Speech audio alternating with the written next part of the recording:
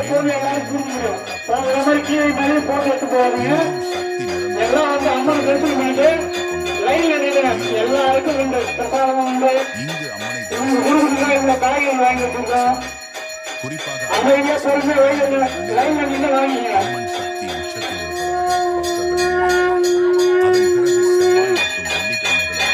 அல்லாத பரமேஸ்வரிக்கு சிறப்பு தீபாவளி நடைபெற்று கொண்டிருப்பதால் பக்தர்களும் பொதுமக்களும் கலந்து கொண்டு மயான கொள்ளை நிகழ்ச்சியை சிறப்பித்து தருமாறு மிக பணிவுடன் கேட்டுக்கொள்கிறோம்.